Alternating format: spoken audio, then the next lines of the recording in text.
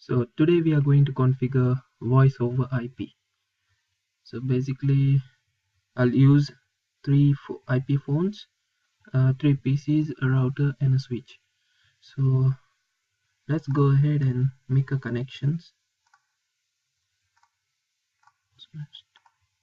Make sure you, when you are connecting from a switch to a IP phone, connect this to a switch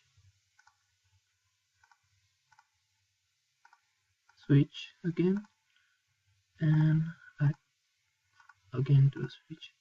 And here you have to connect PC port to a fast Ethernet port. Same goes to the rest of it. Okay, so right now we need to create VLANs. Okay, here are VLANs 10, 20 and 30. VLAN 10 will be for data, 20 for voice and 99 as management VLAN. VLAN 10, give it a name, data, VLAN 20, voice, and VLAN 99. Okay, management, exit. Make sure you give the management VLAN an IP address just to manage, if you want to manage from outside the network or from any other PC. 99 dot that can be any address, any IP address. If it can be 10, 11, 12, whatever, 1, 2, 3, 4, and make sure make sure to put in the default gateway as well of the management VLAN.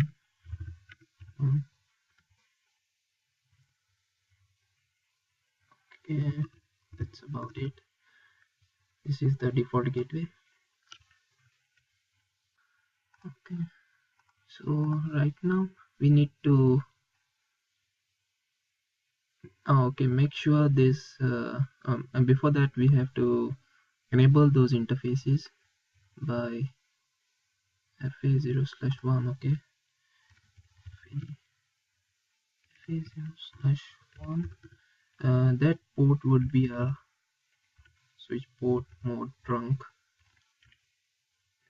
Okay, and switch port trunk native VLAN 99, and give it no shut, exit.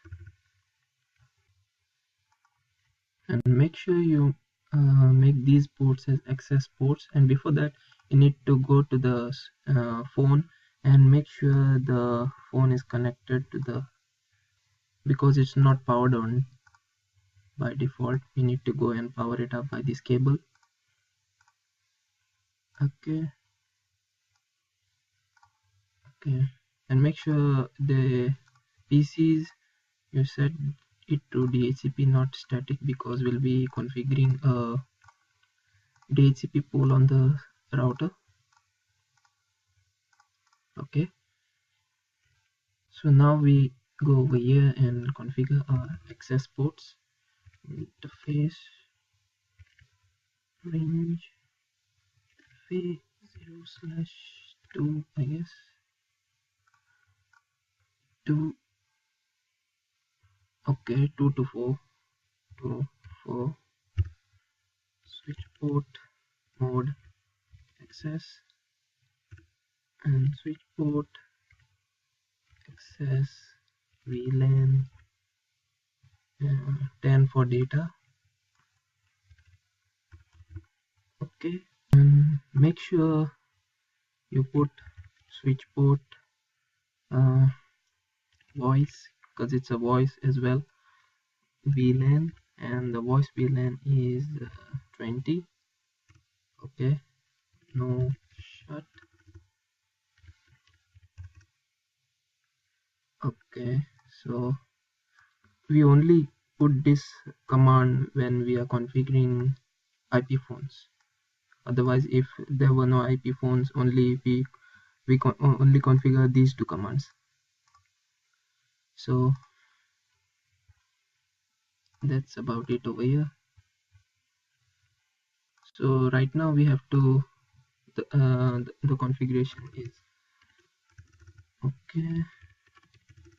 The rest of the configuration we have to configure it on the router.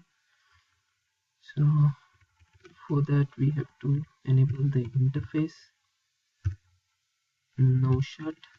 Make sure okay interface phase 0/0/10. Now we have to create sub interfaces because we created VLANs. 168.10.1. Make sure you put the correct default gateway for the each VLANs you put. Okay, before that encapsulation dot 1q and 10, and now you have to put the IP address.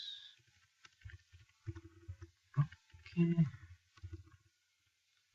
VLAN 20 encapsulation dot 1q20 IP address is 20.1 for its default gateway.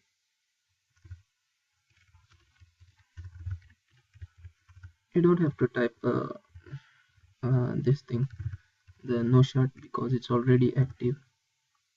I make sure it because there's no problem afterwards.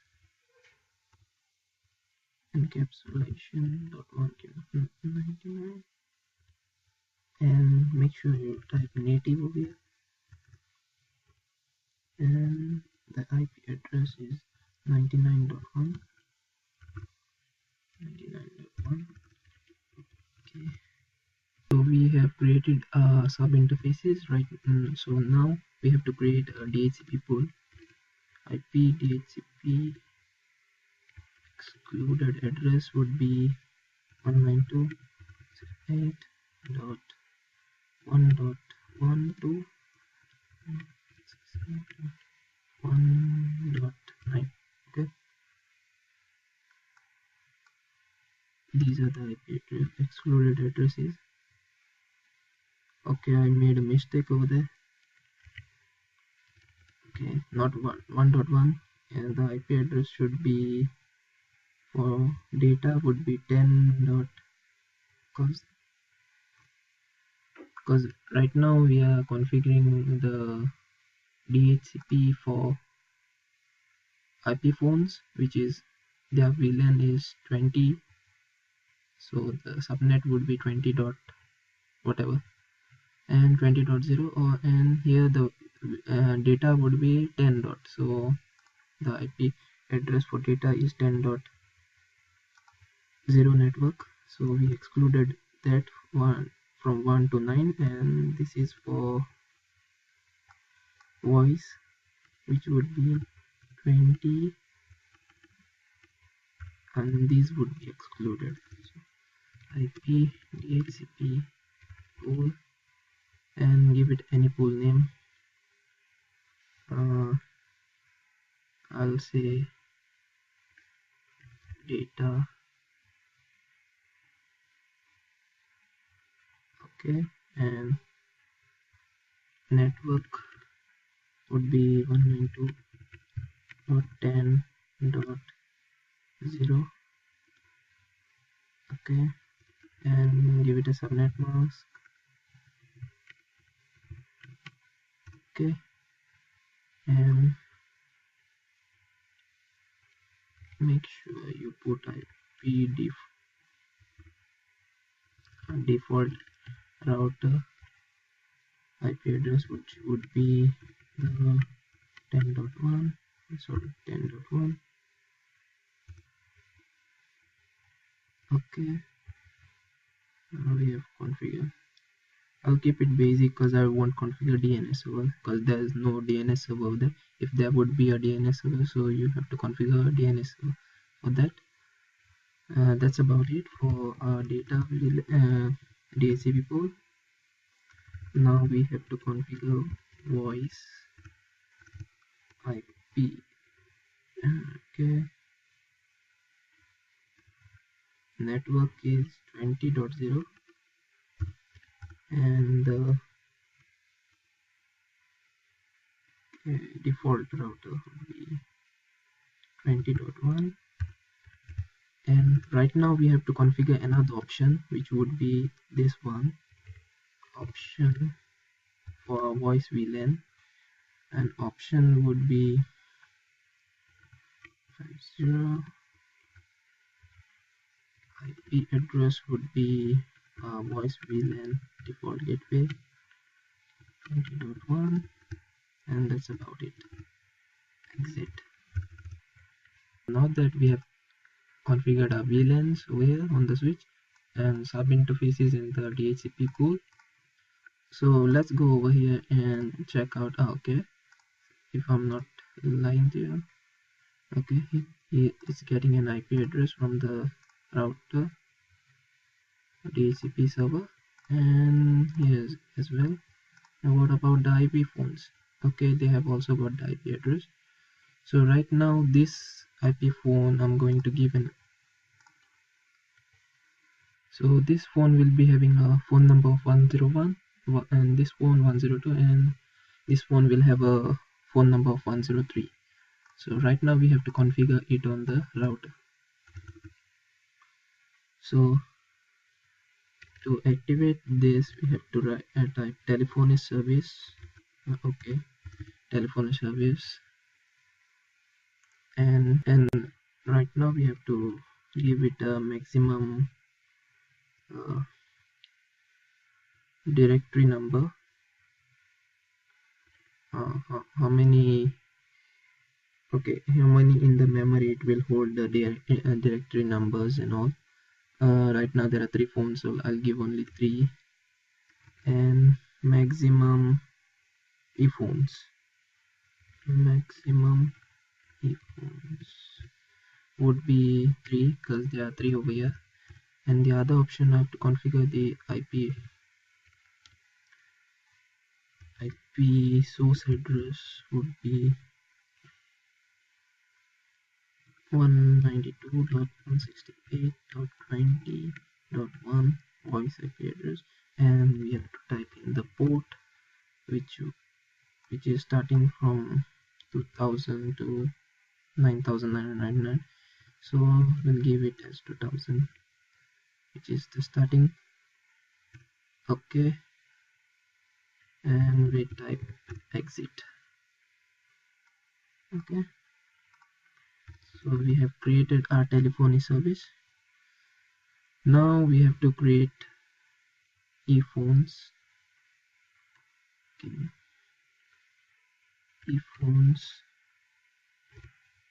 Okay, ePhones directory number 1.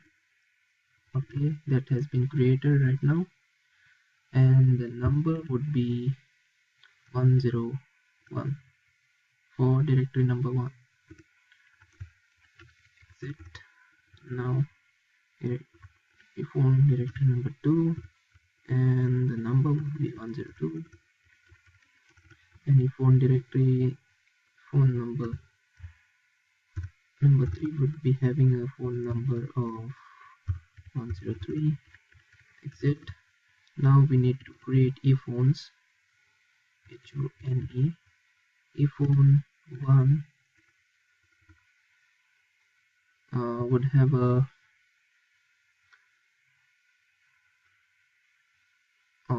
so here you have to type what type of phone it is. Basically right now we don't have to type in the type what type it is. By default it is 7960, which is Cisco's IP phone, but in the real environment we have to type in because the router wouldn't know what type of phone it is unless you type it. here in packet tracer it automatically uh, because it automatically configures as a default Cisco phone because it is a Cisco phone, but in real environment it's not like that. You need to put in the type, the MAC address as well, but right now I'll skip it because packet tracer will figure it out what's the MAC address. And the other thing, you need to type in the button. So you need to the which button is configured for what phone exactly it is. So the button 1,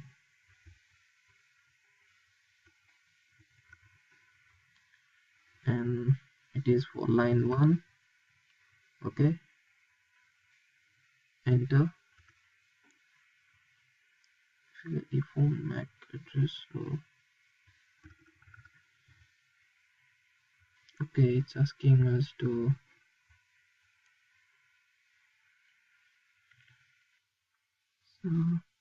type in button 1 to 1. Okay, before it didn't take it, it was asking for the MAC address. So what I did is basically powered this off by going in the physical interface, removing the cable on all 3 phones and powered them back on. And I also tried to restart the routers and the switch. So right now it's taking it because now this is being registered right now. As you can see, registered, this should come up. That means you have configured it correctly. So what you need to do is go in earphone 2, type it would be the same, and in the real environment I told you before, you have to type in the MAC address. So the MAC address of the other phone is this one, so you need to exactly type in this thing over here. Right now packet tracer will do the job for us. Okay, button would be 1.2 because 1.1 is already used by the other phone, so 1.2 would be the correct one. And exit. In a moment we'll get a registration. Okay, it's being registered. And the last one would be 3. Button would be 1.3, and type would be, don't have to type in the type because packet tracer will do the same thing for us. Now the registration should come up in a second. Okay, so what you can do is show earphones. Okay, I typed that command before, and let's see if I can. Not showing up. Okay, before setting up the earphone 1, 2 and 3, the line would be down. Here it will be down. Now it's in idle mode. That means it is waiting for us to call. Okay, and the other thing is that the MAC address is where is the MAC address? IP phone, this is having this address. Okay, the type is 7960, and you might not able to see MAC address where you can see it and show run. Okay, see the MAC address is already configured over here. Before it was not there, now it is over here. All we have to do is go over in the graphical user interface mode and type in the dialing number. It will say ring out. That means the call is going. Other way you can do is put this phone over here, put this phone over here. Okay, and dial in this number, which would be,